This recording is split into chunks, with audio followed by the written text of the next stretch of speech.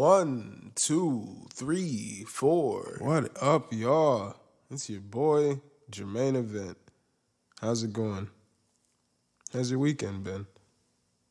Yeah? Pretty cool? I'm sorry, I'm just kind of shook. I was like, I'm going to talk about the Eminem album later. And I saw that he had a video for the song Darkness. And if you haven't seen it, I was just, whoo. Shit just gave me chills. Jesus Christ. I'll talk about it later. That was crazy. That Darkness video is crazy.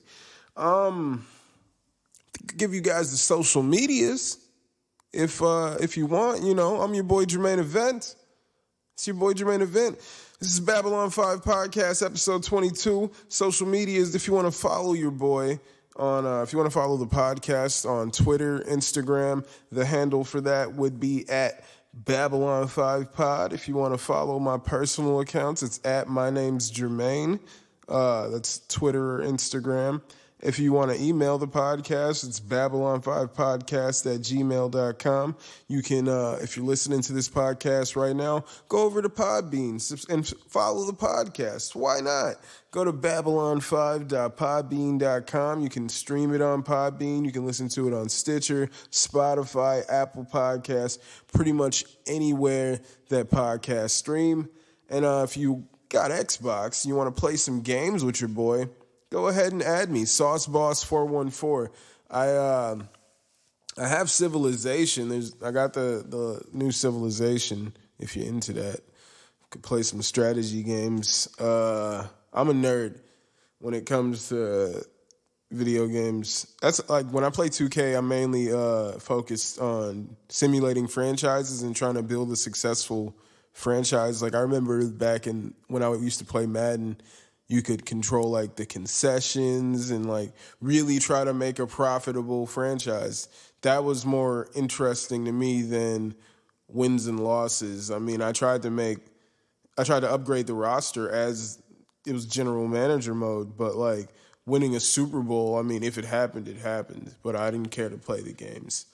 I'm more so about the strategy of it all. So if you have that, yeah, let's definitely play. But I'll play 2K with you. I'll play whatever.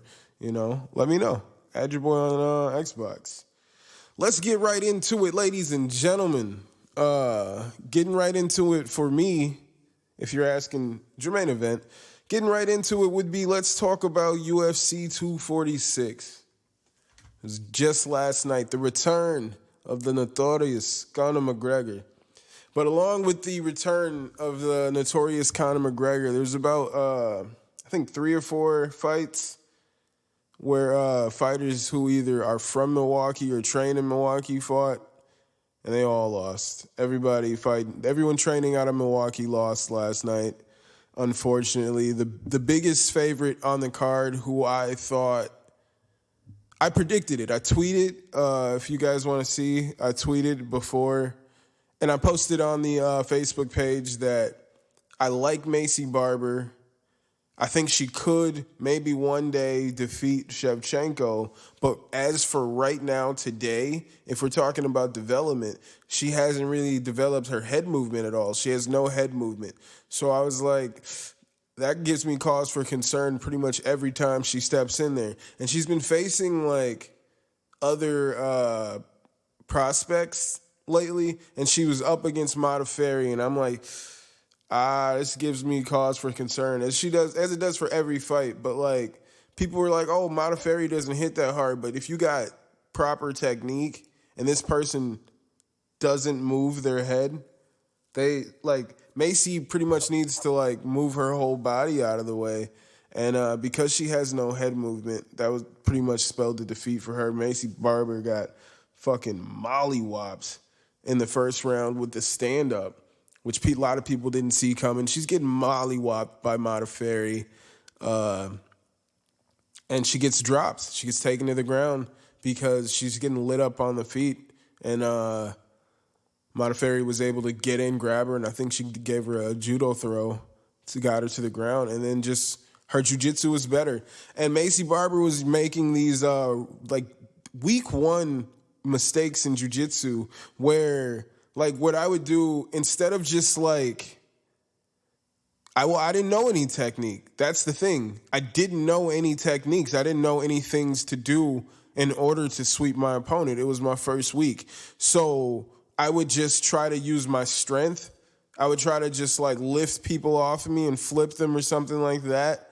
You know, I would just basically just go off my strength. And Macy Barber is known for how strong she is. And we're watching this, and she's just like holding on to Modafferi when they're on the ground and trying to force her body over. And Modafferi's just on top of her calm, and I'm like, whoa, like that looks like me in the first week of jiu-jitsu class. Like at Macy Barber on the bottom there, just trying to rely on strength. She's going to blow her arms out. She went for a submission attempt. And and people were like the commentators are like, oh, she might get it. She might get it. And I'm thinking like she needs to stop because she's going to blow her arms out. And like, because she usually comes back strong in the second round. But I'm like, she's really trying to apply this submission right now. She's going to blow her arms out and really get knocked out in the second round. And she didn't get knocked out in the second round, but she got dominated in the first round. Macy swept her toward the end of the first round, and like it was like, okay, maybe Macy can start to turn it around. Second round starts, Macy gets hit, like she gets grazed by a jab, and like somehow freakishly tears her ACL in her left leg, tears her ACL. And instantly hits the ground. Like she barely gets touched by this jab, but because she has no head movement, like, and she wasn't braced for the hit, like it like really like rocked her, and she tore her ACL from barely getting hit from this jab. See, I said how this head movement is such a problem, and people were saying, oh, Modafferi's not that strong, but if Modafferi's got proper technique and she's hitting her on the button. And she doesn't even, and when I watch Macy Barber fight and other fights, she gets hit. She gets clips from time to time because she just keeps coming forward. The way she talks, and when I watch her in her fights, she felt like she was invincible. She even after this fight grabbed the microphone before Modafferi could speak and was like, I'm not like ashamed of my performance and blah, blah, blah. And it's just like, yo, the losers don't get to talk. The losers, like in this, unless you're like in the main event and you just like maybe lost your title or something, the losers don't get to talk. But she jumped in there and tucked the microphone. She feels invincible. Even in defeat, even in getting her ass beat, so she's getting destroyed in the second round. On the ground again. She can barely stand. After the second round, she got beat up. She got destroyed on the ground, cut open from an elbow on the side of her head, bleeding all over the octagon. After the second round, the doctor comes. He's looking at the cut. She's like, no, I'm fine. Like, we don't need to look at it. And he's like, wait, can you just like sit down for a second? Like, and he wanted to see her use her knee. And she sits down, wincing the whole time to like bend down and sit down. And then he like touches her knee, stands up, turns around and says to the ref, like she's wincing and like trying to put on a game face. And she's like, I'm fine. And he turns to the ref and says, she's got a partial ACL tear. She's got a partial ACL tear. She's fine. And he walks off. Joe Rogan jumps out. He's like, is this guy a human MRI? How does he just say she's got a partial ACL tear? He just walked in, touched her knee, and was like, she's got a partial ACL tear. Like, anywho, so third round starts, and with Macy Barber basically fighting on one leg and already having no head movement, she's just getting clipped and then just like falling backwards on this one leg, this torn ACL, getting backed into the cage. It's like literally looking like a wounded animal. She's just getting fucking destroyed, and she got the one leg that's just already fucked up. And they go to grappling, they clinch up, and At one point, she goes to put weight on that leg and just like screams and falls to the ground trying to put weight on her left leg. And she just continues to get beat up on the ground. And at one point, she attempted I think she swept and got on top and attempted a little ground and pound, tried to go for a submission, and then I think she got swept again. But then, yeah, that's the Maycee Barber hype train and a bloody mess right there. It's kind of over, I guess. You're probably not going to be. This is my thing. So I was like, right away, I was like, I guess she's not going to be the youngest women's champion in UFC. But you know what? She just fought Roxanne Modafferi, who's like a 37-year-old fighter, been fighting for 15 years. And they're like, I think Roxanne Modafferi was like ranked number 7. And 21-year-old Maycee Barber was ranked number 8 going into that fight. What I'm saying here is that the women's weight classes in general are pretty thin. So even losing right here, even in the fashion that she did, she's a much more popular fighter. And with her tearing her ACL right away in the start of the second round, it'll give people cause to say like, oh no, like Roxanne only won because of this. Because usually like Maycee Barber, if someone wins the first round, she comes back and dominates in the second round. That's usually how it goes. But she tore her ACL.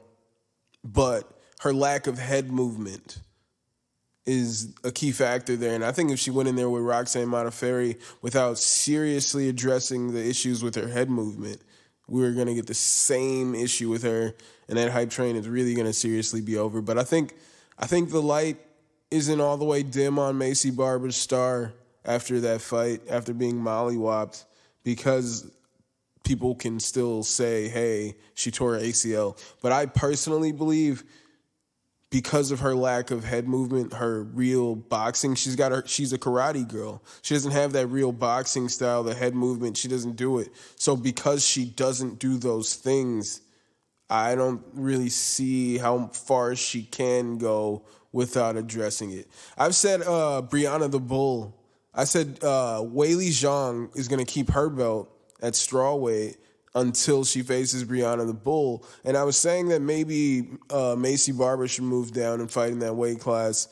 But with her lack of head movement, Weili Zhang would knock her out. Just like she knocked out Jessica Andrade. Just like she knocked out everybody. Like, Weili Zhang's a monster. Zhang Weili, whichever way it goes. But she's a monster. And she has head movement, boxing. This is another thing that's weird to me. And like Zhang probably saw no fear in Maycee. I think they probably trained real recently. Like it was recently announced that Duke Rufus announced that he was training Zhang Weili for her rematch with Joanna Jędrzejczyk coming up here in March.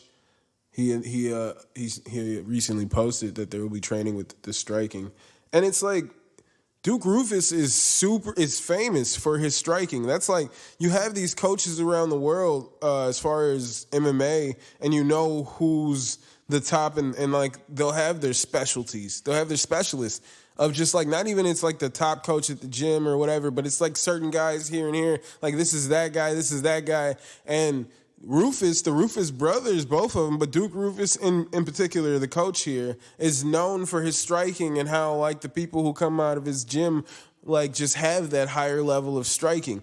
For me, Maycee Barber just kind of relies on her strength, and because she's so strength, she'll throw those overhands. She's throwing these wild punches, and I don't understand how, with Duke Rufus being such a high-profile coach, how come they haven't worked on this girl's head movement this whole time? How has she been here this whole time, and we watched Roxanne Modafferi just tee off on her? It's just like there's no movement. She didn't really have to, like, Roxanne Modafferi's blind out there. You know what I'm saying? She's blind out there. And, like, I mean, if you see her, she's, like, she wears those, like, big glasses all the time when she's not fighting. And when she's in there, she's squinting very hard. She's blind out there. But Maycee Barber has no head movement. So what, like, you know where it's a stationary target. It's a stationary target. So how I don't understand.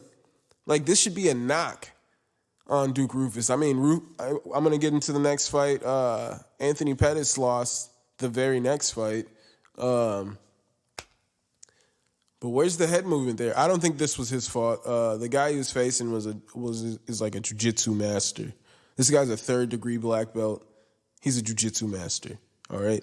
When they first went to the ground in the first round, I'm jumping around a little bit right here. But when Pettis and Diego Ferreira went to the ground, and they had their first little jiu-jitsu spar when they were rolling on the ground, right away Anthony Pettis knew he wanted no parts of this man on the ground. It was like, holy shit, there's levels to this. There's levels to this game. But jumping back to Macy and Duke Rufus in general, I'm looking at that whole camp kind of suspect. Like, how come you guys didn't address the lack of head movement? How is it out there? How am I just a regular ass dude? And I keep saying this, like, dude, why didn't she move her head? She keeps taking these blows and getting rocked, but because she wins the fight, they're like, oh, Macy's so great. But it's like, do you see this? She's like a second away from getting knocked out every fight. Every fight. It's not like she's just going in there and she's looking unstoppable. She just happens to win the fight. But she's like this close to getting knocked out every single time. This close to getting knocked out every single time. And sure, by the grace of Jehovah, she didn't get knocked out this time. Even with the torn ACL and just getting battered on the ground, just getting battered. She's tough. Hopefully if she can come back from the torn ACL and the pride issue here and really work on that head movement, maybe we have something here. But if she keeps just charging at people like we're watching here with no head movement, she can't get too much farther. As I mentioned, Anthony Pettis lost via submission in the second round to Diego Ferreira. I think so. Pettis was definitely winning the stand-up. He's faster than him. He's just got more skills, more strikes. So there's no knocking on that. But he lost the fight here via submission. That guy, Diego Ferreira, 3rd-degree black belt, he's a monster. That guy had some real good jiu-jitsu. He had some real good jiu-jitsu. And that was some dope shit to see. It was pretty cool to see, but not at the expense of my nigga. You know what I'm saying? Not at the expense of my nigga. Yeah. Unfortunately, that's like 2 losses in a row for Pettis. Which I was like, when they said it was like 2 in a row. I was like, who did he lose to? And it was like, oh, he just lost to Nate Diaz at 170. He lost to Nate Diaz at 170, but he's also suing USADA because they came to drug test him or whatever, like before the fight, and somehow like seriously cut his hand open, and he had an injury going in. He got injured like 2 hours before he was gonna fight Nate Diaz because of USADA. So he was injured leading up to that fight. So I think that should factor into something here. And he also, I think he broke his foot in the first round of that fight. I think he won the first round, and then he broke his foot and couldn't really throw the kicks like he was doing in the first round and keep that pressure of Nate Diaz off of him. So yeah, he lost 2 fights. He just lost to Diego Ferreira at 155 pounds, and he recently lost to Nate Diaz. I was there actually in Anaheim. He lost to Nate Diaz. I saw the fight live, and he lost to Nate Diaz. And but I think he won that fight. He lost by decision, and I feel like even when I watch the fight again, yeah, there's moments where Diaz is putting the pressure on him. But then I'm watching Pettis get out of those situations and then really hit Diaz with some shit. And, like, go for submissions, go on him, get on him. And he was, like, really coming at him. And it was like, but then Diaz would come at him with this pressure, and the crowd would go nuts. So I feel like, I don't know, as the hometown kid, just because we were in Anaheim, you know, he's a Northern California kid. That place went crazy when they showed Nate Diaz on screen. And I didn't understand because I'm like, Anthony Pettis is Mexican too. Is this what we're talking about? Because he's Mexican too. Oh, we're not talking about that because he's Puerto Rican too. What are we talking about here? Anywho, let's root for both of these niggas. How about that? But I'm saying he was a superstar. The camera, when they showed him walking in, that place went nuts. You know what I'm saying? So I think that helped sway the judges in giving him that decision. I think Pettis did pretty good. His brother recently was released or decided to sign with Bellator, and I'm curious what's going to happen here. I hope Pettis doesn't leave the UFC. I think he's still a pretty solid fighter. I think he can still compete with the best of them. And is it about like, oh, can't he consistently compete for a belt and fight the top 3 guys? I don't know if it has to be that. I don't think Cowboy's that. I don't think Cowboy has to consistently fight the top 3 guys. And if he has to consistently fight the top 3 guys, we're going to see him, as we just saw him, consistently get his ass beat. It's how it's going to turn out. Ode Osborne. Shout out to Ode Osborne. He got submitted in the first round. He's a teacher here in Milwaukee. He's from Jamaica, I think, and then moved here. He fights out of Milwaukee. He works here. He's a teacher here. I wanted him to win. I wanted all the people who train out of Milwaukee to win. Ode lost. As I said, everybody who trains out of Milwaukee lost. We had like 3 fighters train out of here who lost, unfortunately. But Ode looked good he looked good in the stand-up. He's pretty strong. He's pretty fresh. The guy he was fighting was a veteran. And Ode's pretty new in his career. So I think he'll bounce back. This is a learning experience for him. He still looked pretty sharp. And there was just things with the jiu-jitsu that the guy caught him with, like certain things with his arm. He like just caught him in certain things that guy does very well. And he just happened to catch him. So I think Ode could bounce back. Shout out to Ode Osborne. All right, we're going to jump to the main event. The Notorious, Conor McGregor. The Notorious. He's returned. He has risen, ladies and gentlemen. Conor McGregor is back for 40 seconds only. 40 seconds only. But he didn't even need that. You know what I'm saying? He did not need that. Let's run down the whole fight. So the fight starts. Conor does what he usually does. He charges to the beginning of he charges to the middle of the octagon. He wants to cut off half of the octagon. He's going to take control. And he throws the left hand just right away, throws a naked left hand, and Cowboy kind of ducks and kind of goes for a takedown, but doesn't. Just puts his hands on him and then clinches up with him. Like, as he clinches up, Conor throws it. Well, no, as he went for the takedown, Conor throws a knee. Like, and I thought he was going to knock him out like some Jorge stuff, but that just kind of stood Cowboy up into the clinch. And from this point on, Conor just starts throwing these nasty shoulders. He's while like they're holding, like so if you don't understand, so Cowboy is holding his wrist.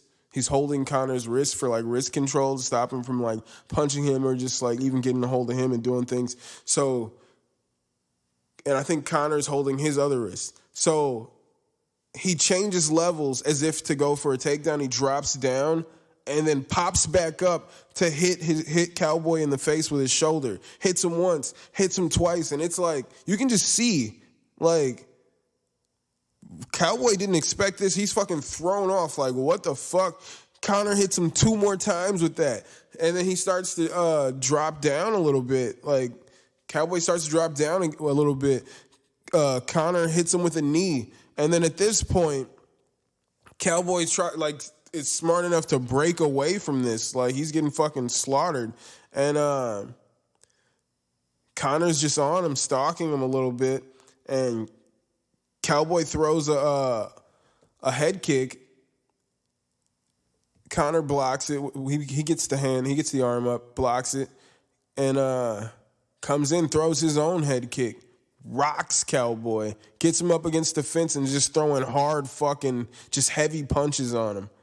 And it was like you could have stopped the fight right there in about 20 seconds. But Herb Dean gave Cowboy some chances to like fight back, do something, and he's just rolling around, just getting destroyed by Conor. And finally, after 40 seconds, Herb Dean steps in, stops the fight.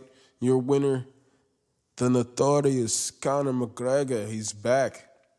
Conor McGregor. He's back, ladies and gentlemen. I'm so happy. The show has returned. It's a better vibe when Conor's in town. It's a better vibe when Conor's fighting. It's a whole event. There's no belt going on. Who else can you put Cowboy against without a belt, and then it's that pay-per-view headline? Tell me who else you put him against without it being for a title, and it's the pay-per-view headline. Was that Tony Ferguson? I don't know. It could have happened with Tony Ferguson. I don't know if that was a pay-per-view. I'm not sure. I don't think it was. I don't think that's a pay-per-view. I don't think you're selling me on that pay-per-view. I don't think so. I think that was a fight night. I'm pretty sure that was like a fight night kind of deal. But yeah, put Cowboy in. It's not happening. It's a good thing that Conor's back. Conor wins in 40 seconds, destroying Cerrone. Cerrone threw the one kick. This is the first fight in history, or his first fight in his career where he never threw a punch. He didn't throw one punch in this fight for the first time in his career. Conor beat the shit out of him. He gets on the microphone afterwards, and they're like, who would you like to fight next? You came out of here pretty healthy. You didn't take any damage. And he's like, I'll fight any of them. I'll fight Jorge. I'll fight Kamaru. I'll fight Khabib. I'll fight that guy at the desk. And at first, I didn't know what he meant by that. I was like, who's the guy at the desk? But he's talking about Paul Felder. Talking about the Irish Dragon Paul Felder, which I was like, that's fucking cool. He's like, I'll fight them all. They can all get in line. And that's fucking cool. All right, Conor. Let's make some cool shit happen. But he said he wants to stay at 170 right now. He said he's more interested in 170. He wants his next fight to be at 170. And most likely, it's going to be Jorge versus Conor, which I think Conor's going to beat the shit out of him. That's what's going to happen. Conor McGregor's going to beat the shit out of Jorge Masvidal. Jorge Masvidal was wearing some robe. It was like a bathrobe that Conor wore in the lead up to the fight with Floyd Mayweather. And he's like wearing the robe at the fight, at McGregor's fight. And then I'm like, that's weird. He's wearing a bathrobe. And then when they explained what it was and they asked Conor about it, he was like, yeah, I don't understand what the fuck that was. Like, what kind of underwear? Was he wearing the same underwear that I was wearing? Like, what the fuck was that about? Like, why is he dressed like me? Like, that's fucking weird. That was fucking weird. I wish there was more. I wish there was more to that fight because Conor looked like a fucking beast, but it was only 40 seconds. Hopefully we get to see him fight again pretty soon here. But he looked like a monster. He said he wanted to fight Gaethje. He said if he fights Gaethje, well, they'll fight Gaethje at 70 pounds. Well, that's what his coach said before this fight. So I think that could happen, and he'll beat the shit out of Gaethje at 170. What's crazy is, I just saw this before I started recording this, is that I guess before the fight, from, like, Kamaru Usman was tweeting, like, let's be real, Conor's not winning any fights tonight. He's a bitch. Like, he's an Irish pussy. And, like, let's go, Cowboy. And then he starts talking about how he's going to raw dog Conor's wife later tonight, blah, blah, blah. Like, tweet after tweet about raw dogging Conor's wife. And then I see that Kamaru Usman's manager claims that Kamaru's Twitter was hacked. But when they asked Conor about it after the fight, he was like, I only saw the first tweet. And he was like, and it was very similar to like other tweets from Ali, which is Kamaru Usman's manager. And he was like, it's very similar to other tweets from his clients when you can tell that Ali is tweeting for them. And he was like, if you look at the tweet, it has all the makings of an Ali tweet. And he was like, all the tweets started out with saying all these things about me, and then hours later, it started saying all this other random stuff, and then claiming that he was hacked the whole time. So I'm like, that shit's pretty fucking wild, man. You're fucking tweeting.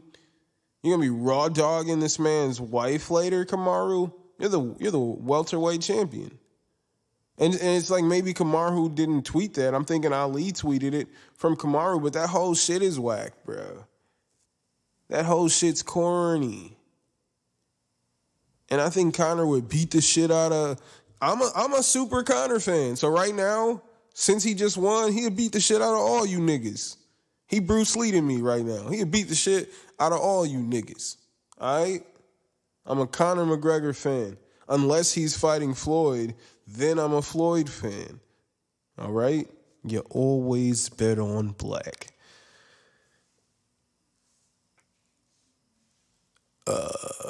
I was going to say something about, I don't know what's going on with football. I think the Packers are playing today, but I ain't watching that shit. And I wanted to say that, like, I was going to watch the Super Bowl if Lamar Jackson was playing, but I think them niggas got eliminated. So I can't bet on black, I don't think. Unless one of the quarterbacks that's playing today is a nigga, then I'm going to bet on black. You know? If it's a nigga, I'm going to bet on black. But Conor McGregor's back. He said he's ready to fight whoever. He didn't take any damage. I'm telling you, Cowboy threw that one head kick that was blocked, and he got his ass beat. And that was all she wrote. So hopefully we see Conor again soon. The other day, the wife and I, my lovely, lovely wife, we went and saw the movie Just Mercy, starring Michael B. Jordan and Jamie Foxx. It's pretty. It's based on a true story. Yeah, it's pretty powerful movie. I wasn't too aware of what it was beforehand, but as we got into it, I'm like, oh shit, I wrote a paper about most of this shit. Like, I wrote a paper like a year ago for my English class that was basically, my argument in the paper was why you should abolish the death penalty.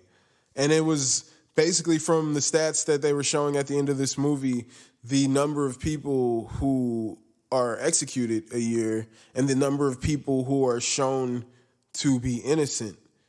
The number of people who are on death row and then found to be actually innocent, wrongfully accused, and then they, with the number of people who are put to death. So it's pretty alarming numbers. I don't want to throw the stats at you. I would rather have you guys Google it yourself. I don't want to throw misinformation. I could have wrote it all down here, but I would like you guys to actually go see this movie and or maybe just look into it yourself and then go see the movie or however you feel about it. But I think you guys should just, don't take my word for it. I don't read, my nigga. I read, but I read here and there.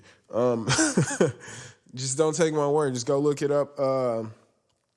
So I would say the basis of the movie, there's a guy played by Jamie Foxx's character who's like a lumberjack, and he gets arrested for murdering an 18-year-old woman at a convenience store, and he gets put on death row. And Michael B. Jordan's character is a lawyer from Harvard. He just graduated from Harvard, and his whole point is he wants to help criminals he wants to help people who are wrongfully put on death row, people he feels like are innocent. He wants to just get these black people off because he knows, he says his grandfather was killed when he was a kid, spoiler alert, over black and white TV. And he was saying they waited weeks and weeks for someone to come and help them, and nothing ever happened. After it, nothing happened, and he was like, nobody outside of us cares about us. So that's why he wanted to become a lawyer in the first place, was to help black people that he knew couldn't help themselves. And so So yeah, he eventually meets Jamie Foxx's character, looks into the case, and sees the shady business of it all. It's just, I don't want to give too much away because it's a great movie. I mean, it's a true story. You can look into it. The guy who the movie's based on, Jamie Foxx's character, has recently passed away due to like natural causes, not from this, but the character Michael B. Jordan is portraying is still alive. He's still out here trying to assist black people who have been convicted. Because most people, it's like 80 to 90% of the people who are on death row, who get put on death row, can't afford proper representation. They usually have like a court aide, or they just don't have representation at all. And it's like, yeah, it's always like you really like the poor people, the poorest of people that they put on death row, the people that they know don't have anyone to fight for them. And I don't know it's weird like that this situation seems to happen. It's like, why are you putting these people to death? Like, I just don't understand. That was my argument for my paper, though, was to abolish it, because I just don't even understand the cause, the eye for an eye mentality there. I don't understand it. But yeah, this movie, I was pretty emotional watching this movie. You know, there was a point where the police pulled over Michael B. Jordan's character, and they just walk up to the car and they put a gun on him, and they're like, "Get out of the car." And he was like, "All right, I'm gonna get out. Can you tell me why you pulled me over?" And he's like, "Get out of the car," just screaming at him. And he gets out of the car, and they push him up against the car, and he's like, "Hands against the car." And he's like, "All right, sir, I wasn't speeding. Could you just please tell me what I was pulled over for?" And the other cop says to him, like, "You ought to watch what you say when you got a gun pointed against your head, boy." And he's just like tossing around the stuff in his car, just like tossing it around the floor or whatever. And then he's like, "All right, let's get out of here." And they start walking back to the car. And Michael B. Jordan is just like, "Well, why did you guys pull me over?" And they said, "We're letting you go. You should be thankful." And man, that really struck a chord, you know. That really struck a chord. That's like, this is some real shit. This ain't like, it's like this movie took place 30 years ago, but it's definitely like a reality we still live today. Like, I don't even know, I don't think I talked about it on the podcast here. Maybe I did. But like, I know like my homie Gary, rest in peace to Gary, he would always ask me like, he's like, "Yo, don't talk about it," because he was like, I was in the wrong place. I was in the right place at the wrong time or whatever, you know? So he was like, "Yo, just don't talk about that no more." But it's like, you know, when I watched that, it made me think about like when I was leaving door number 7, which was the bar on top of Trocadero or next to Trocadero. I think on top, however that worked. And I think it was on top. Yeah, you like went upstairs. Yeah, so it's on top of Trocadero. And it used to be. And you go upstairs or whatever, but I was there. We had a show. We were doing a performance. We did like bi-monthly shows or bi-weekly, some kind of shit. I don't know. I didn't really care for it. But I was there. And I remember I was there and people had weed. I didn't have weed with me. And I lived on Brady at the time. And I was like, "Let me go get my weed because I want to smoke." And everybody else got weed and I don't got my weed. Let me go get my weed so I can smoke with everybody. So I was like, let me walk the 5 blocks to my apartment from door number 7. And I walk out and I see my buddy Gary and I think Alex was there. I think it was Gary and Alex. And I said what up to them. And they go into the bar and I'm like, "Yo, I'll be right back." I walk like a block. I get like a block from the bar, and like 2 cop cars pull up on me, and all 4 of the cops just like they surround me. They're just like all patting me down. Like it's dehumanizing. They're patting me down, and they're like, "You You got do I have a permit for you have a permit for your weapons? And I'm like, I don't have any weapons. Like, and he's like, show us some ID or whatever. I showed him my ID and like, where are you coming from? What are you doing over here? And it's like, yo, I'm like I live here. Like at the time, for whatever my ID at the time still said I lived in Madison, and I was like stubborn about getting a new one. It was like years. I was like, it hasn't expired, so I'm just gonna keep it saying I live in Madison. But like I lived I lived 4 blocks away from where we were standing, and yeah, I'm surrounded by these people, by four men with guns. All right, I'm surrounded by 4 men with guns. It's not just like, oh, he's surrounded by cops. Cops aren't really. I don't know how you guys feel about cops. Whoever's listening to this, I don't know how you grew up with cops. I don't know how they were in your neighborhood. But for me, and with the shit you see on the news today, and like, I mean, when I was a little kid, we got baseball cards, but it ain't been that way in a long time, my nigga. It ain't been that way in a long time. So when I'm surrounded by 4 white dudes with guns asking me about permits for these weapons that don't exist, and I'm watching people get shot on the news every day, bro, I'm terrified. This is probably one of the scariest moments of my life. And then, like, they were like, all right, you can go. And I was just like, what the fuck? I just, like, continue my walk. And there was, like, a white dude sitting on the porch.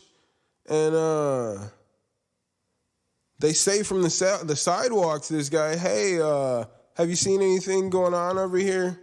Like they asked, I just got surrounded by all these cops, and they just like asked this white dude, like, hey, did you see anything going on over here? And it was like, why did I just get surrounded?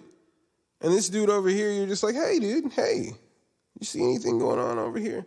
It's just some weird, man, like this is life. So when I'm watching Just Mercy, you know, I'm having all these emotions. I'm sitting here in this, you know, I don't know, it's just weird. It's just weird. But it's some real shit, man. And I would say go see Just Mercy. It's a powerful movie. You can see just with the death penalty, I don't understand it. I think it should be abolished. I think people should do more to go about that, man. Maybe I need to like do something and put some charities together or whatever. We gotta abolish that, like, or some shit. That's gonna be my mission in life. I'm gonna be that nigga that's just focused on abolishing the death penalty. That's my cause, my scars for applause is to abolish the death penalty. Probably not. But no, y'all should check this movie out. I almost cried a few times in there because it's just powerful, man. It's real powerful. You know, you just see how they just throw people away. It's part where this guy's like, the judge looked at me and said, I could tell you're guilty just by looking at you. Put them on death row.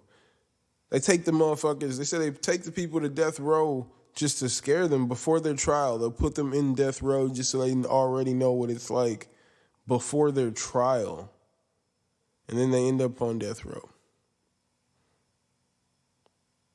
That's why I was like, at the end of the movie, I was like, yeah, so, okay, so this guy's taken care of, but what about this guy and what about this other guy? Because you're telling me about these other guys in this death row.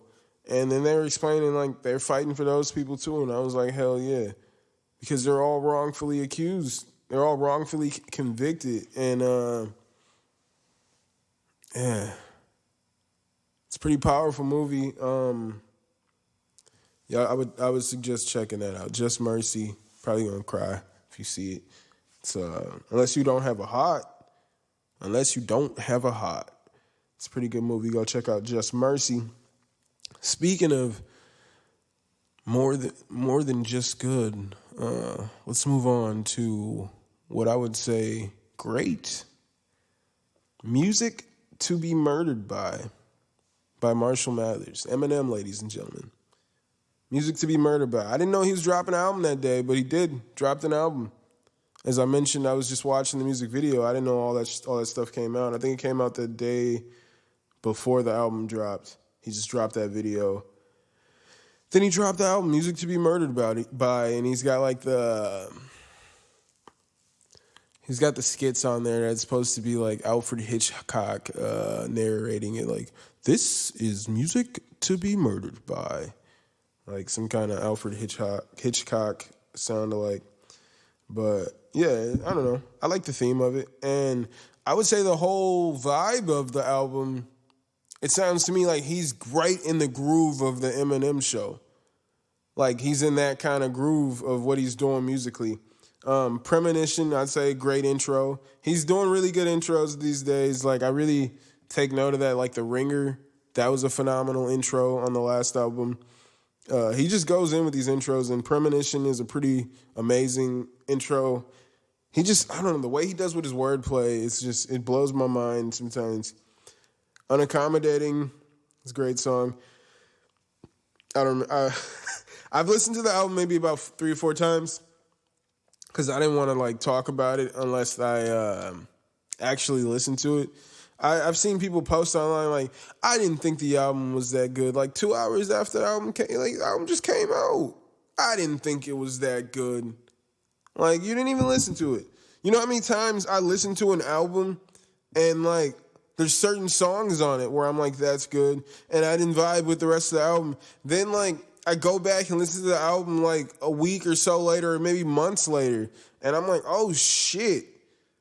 Like I don't think I listened to the last 2 songs, or the last 3 for that matter, on Tetsuo and Youth, Adoration of the Magi, and Tron, They Resurrect Over New. I didn't listen to those songs until like maybe a year and a half after the album came out. Crazy story, I saw Lupe at Summerfest perform the Tetsuo and Youth album before I had ever really given it a listen, and I was kind of disappointed that he did that album. And then like I was just thinking back on it the other day, like, fuck, this is probably my favorite Lupe album. And I saw him perform these songs before I had actually listened to them, and I didn't really appreciate it. I couldn't have appreciated it because the only song that I had really knew at that time was like Dots and Lines, I think. I was only vibing with Dots and Lines, which is kind of a real like dull song, but I didn't realize that like you were supposed to flip the order of the tracks, and if you flip the order of the tracks, it's a way more enjoyable listen. If you play it the way it's actually set up, then it's kind of hard to listen to be honest. It's kind of hard. It's kind of a hard listen. So I never listened to that second half, and had I flipped it, because it's supposed to be like Japanese manga, had I flipped it, I would have been like, whoa, I would have fucking lost my mind at that concert.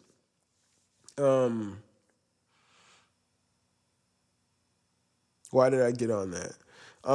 So I saw that. Anywho, so yeah, I wrote that it's a great song. Is how I felt about that. I listened to it a few times, but that was my take today when I went through it again for like the 4th time. You Gon' Learn featuring Royce the 5'9" and White Gold's fire song. I say like, so in here he's got a few songs that take me back to that golden age of hip hop that I fell in love with. If you listen to me and you hear my style, like I remember one guy was like, dude, you got that golden age flow. Just like when I was working in Madison, and I would play my own stuff at the gas station that I worked at. I would play my own music, and I remember this dude came. He was like, "Dude, you got that golden age flow," and that's the hip hop that I love. So he's got Royce the 5'9" and White Gold, and like it's that golden age hip hop. It's a great song. You Gon' Learn. Then what is it? He said in there, he's like, I got several bounties from feds in every county. I'm with the gal at Checkers, wildin', bumping, fuck the police while I fed her rallies. You hit, because rallies and Checkers are the same place. If you didn't know, ladies and gentlemen. Got several bounties from feds in every county. I'm with a gal at a Checkers, wildin', bumping, fuck the police while I fed her rallies. This nigga's out of this world. You would never think of that shit. He's out of this world. It blows my mind listening to this man. He's a genius. Next song was Those Kind of Nights featuring Ed Sheeran. Is that Ed Sheeran? Sheeran? Ed Sheeran. I know he was on the last album. He's like some redhead dude, Ed Sheeran. Ed Sheeran, and those kind of nights. It's a Eminem style club song, like White Trash Party and all that shit, but with this Ed Sheeran guy because Ed Sheeran, he sings. Ed Sheeran, he's like a pop singer. He's like a redheaded pop singer, Ed Sheeran.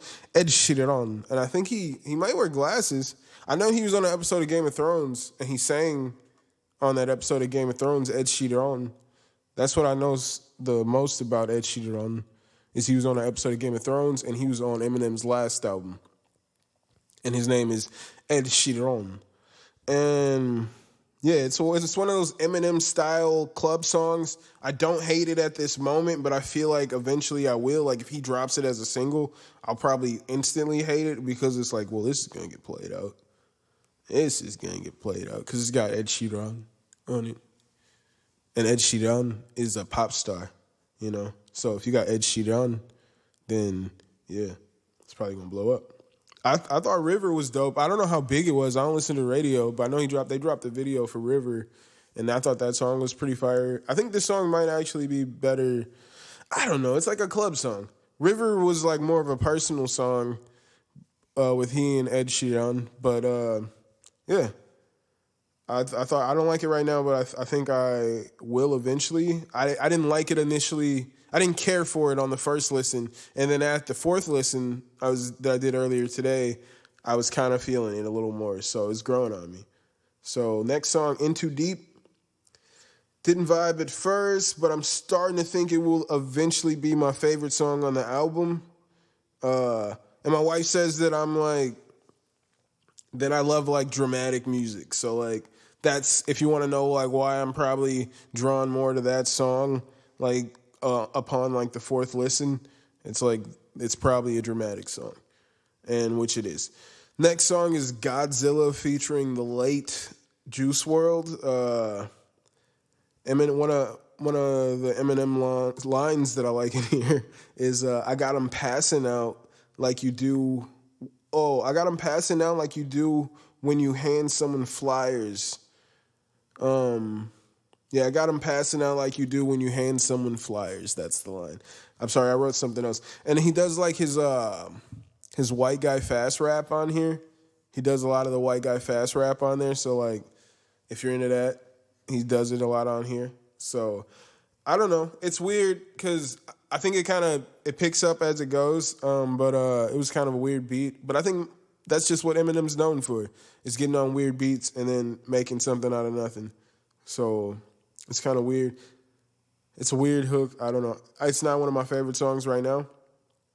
The next song would be Darkness, which is right now my favorite song, and that was the video that I was seeing. So this song is like, I don't want to be alone in the darkness. I don't want to be alone in the darkness. I don't want to be alone in the darkness anymore. And in this song, and I love it when Eminem sings, all right? I love it when Eminem sings on songs. And because I'm a diehard Eminem fan. That's why we're talking about this. And I love it. And he gets into the video. It's all about, in the video, they're depicting the shooting in Las Vegas. The guy shooting from his hotel room. It's pretty fucking, that's why I was like, Jesus, that gave me chills. Like, what the fuck?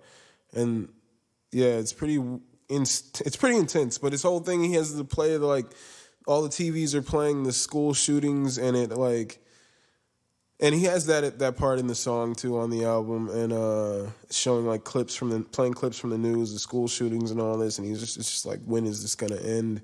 But it's the whole thing that like, it's a commentary on the fact that like, this can happen like from anyone. Like, this person has no prior convictions and he has no history of mental health, but then this still happens. It's his commentary on how fucked up we are in America because these things are so easily able to happen. You know what I'm saying? It's readily available because of how things are set up in America, and Like, you can feel how you want about Eminem, but if you actually listen into the music and what he's talking about throughout his album, I'm saying he's always talked about, he's always championed for gay rights. He's always championed for like gun control. He's always been anti-war. He's always been like this liberal motherfuckers, but all you guys can say, oh, he said the word faggot. He said the word faggot. He's just out here entertaining. He got your attention, didn't he? Now fucking play his album, all right? Play the album. Dance. Dance, motherfucker. You don't listen to the words anyway. Next song, Leaving Heaven. Leaving Heaven. It's a song he has with Skylar Grey. Shout out to Skylar Grey from Madison. That's her thing. I don't think she really drops albums like that. If she does, I'm sorry. I haven't heard about him. But she just, she just works with it. I just do songs with Eminem. And if that was my life, I love it. You just hear me every time. You hear me on one or two songs every time Eminem drop, and that's just who I am. I'll be that nigga. I'll be your nigga. Nah, nah, nah, nah, nah, nah, nah, nah. I'll be Nate Dogg. Nah, nah, nah, nah, nah, nah, nah, nah. I'll be that nigga. But yes, he's got a song Leaving Heaven with Skylar Grey. It's about his biological father dying and how he never got the chance to, he never knew him, but he saw pictures of, his biological father, holding up his baby pictures and shit, taking pictures, holding up baby pictures of Eminem. And it's just, how he hates him, never got a chance to know him. It's just shit like that. It's a pretty good song. I don't think it's too bad. It's just him being emo M, He's a song called Yeah Yeah, next song, featuring Royce da 5'9", Black Thought, and Q-Tip, which is more of that golden age hip-hop that I fucking love. Black Thought fucking slaughters this song. Q-Tip just does this amazing shit on the, what did he say? I don't know, fucking, it's amazing. It's an amazing hook. The something, I don't know. I don't want to slaughter it, but it's a great song because I'm from Slaughterhouse. It's called Yeah Yeah. Anywho, and Black Thought slaughters it. Eminem goes off. Royce goes off.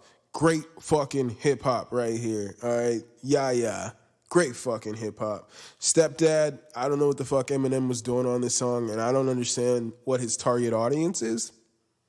I don't know who your target audience is. When you're he's 50 and he's making this song about where in the song he's a teenager who snaps and kills his abusive stepfather. He's a teenager and his stepfather is he talks in the beginning, his stepfather hit his mother. And then, his stepfather would, beat him and whatever. And then, in the third verse, he's, beats him to death with, a bat. He knocks him out with a bat and then beats him to death with his bare hands. And it's who's your target audience with this, Eminem? The song is I hate my stepdad. And it's just, I don't what are you doing here? All right? What are you doing here with this song, M? At this point in your career, you're a 50-year-old man on your 10th album. I hate my stepdad. Why? What are you making? Who is your target audience here with this song? I'm not feeling that song. You're not getting any nucks off of that. You're getting no play. When I hear that, I'm I hear what niggas are saying about Eminem. I hear where the hate is coming from. I don't know what you're doing with that song right there. You're not helping me being able to defend you when you make shit like that. Is all I'm going to say about that. Marsh, I'd say, is a great song. Marsh is a pretty good song. Lil Engine, I didn't write any notes about it. I think it's a pretty good song from what I remember. Lock It Up. He's got Anderson .Paak on it. Real nice energy on there. Real nice. And I think they should do a whole album together. I like the way that sounds. Farewell, super bouncy, starts out awkward, but then builds to something amazing, ladies and gentlemen. M sings, and as I said before, I love it when Eminem sings. No Regrets with Don Toliver. Great song. I love that delivery there. It's he's in top form in his delivery here. It's not all white, fast white boy rap. It's just like him in his body fucking giving you that crisp delivery. Marshall in top form on No Regrets. And then I Will featuring Slaughterhouse, but I'm thinking there's no Joe Budden. I'm pretty sure there's no Joe Budden, but it's everybody else but Joe Budden. Joel goes off, Crooked I goes, or King Crooked goes off, whatever his name is these days. More of that golden age hip hop, and it's like, it's just what, it's what Eminem usually does at the outros, or what they usually do over at Shady for the outros. They give you that crew track. So I'm happy they did. I was going to talk about The Circle, but maybe I won't. Maybe I'll talk about it next week. I'm going to actually get up out of here. We're about an hour in, and I don't want to kill you guys with all of this, but now you got music to be murdered by, so go ahead and pop that in. If you guys want to follow the social medias, you want to follow the podcast on Twitter and Instagram, it's at Babylon5Pod. You can follow my personal account at My Name's Jermaine. You can email the podcast at babylon5podcast@gmail.com. You can follow the podcast at babylon5.podbean.com. If you've enjoyed this episode today, go to Podbean. It's free to set up an account, and go ahead and follow the podcast at babylon5.podbean.com. You can listen to this podcast on Stitcher, Spotify, Apple Podcasts, and we can play some Xbox. Add me. My gamer tag is SauceBoss414. This is episode 22. I'm your host, Jermaine Event. Thank you guys for rocking with me, and I will see you all next week. I hope you guys are safe out there. Stay warm, and peace.